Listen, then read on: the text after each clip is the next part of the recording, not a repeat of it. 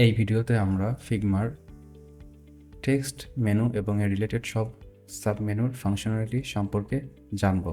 কাজের সুবিধার্থে আমি প্রত্যেকটি সাবমেনুর এখানে স্ক্রিনশট নিয়ে রেখেছি, যাতে আমি তাড়াতাড়ি এবং অর্গানাইজলি অপশনগুলো নিয়ে কথা বলতে পারি এবং এক্সাম্পল দেখাতে পারি।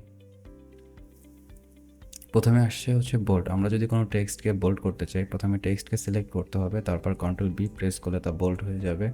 ইটালিক করতে চাইলে Ctrl+I দিলে এটি ইটালিক হয়ে যাবে।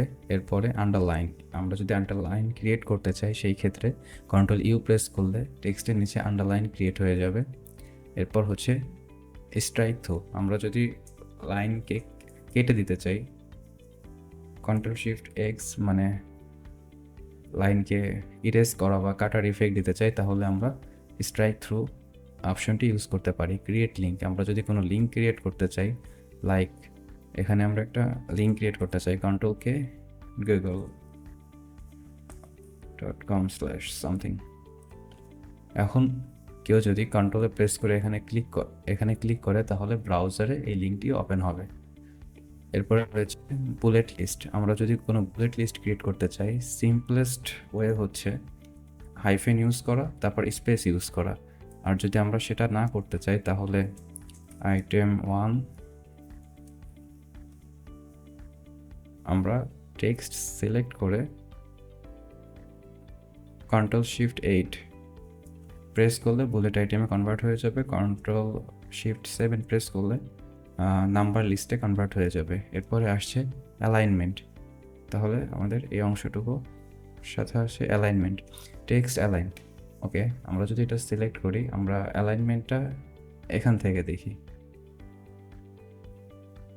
টেক্সট অ্যালাইনমেন্ট লেফট, সেন্টার করলে এটি সেন্টারে চলে আসবে, রাইটে করলে অ্যালাইনমেন্ট রাইটে চলে আসবে, এবং জাস্টিফাই করলে এটি জাস্টিফাই হয়ে যাবে।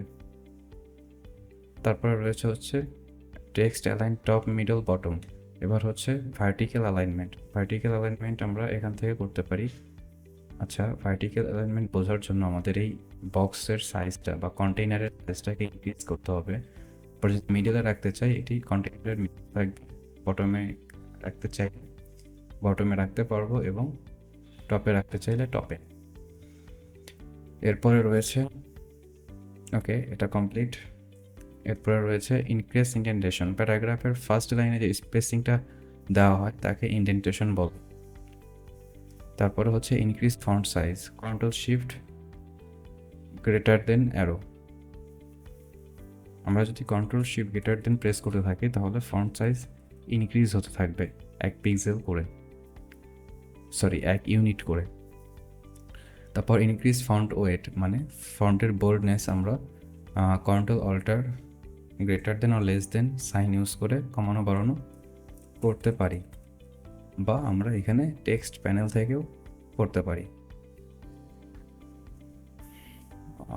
নর্মালি চলে যাই রেগুলারে, আর ফন্ট সাইজকে আমরা একটু বাড়িয়ে দিই, 16 করে দিই। এরপরে হচ্ছে লাইন হাইট,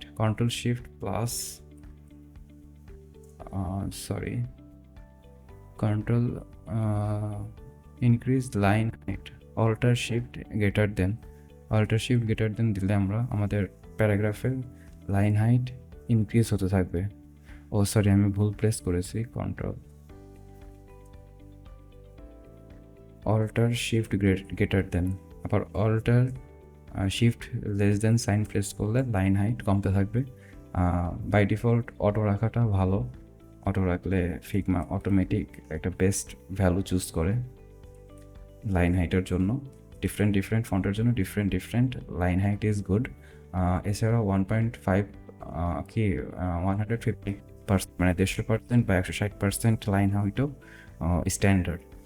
তারপর হচ্ছে increase letter spacing and decrease letter spacing, increase the letter spacing and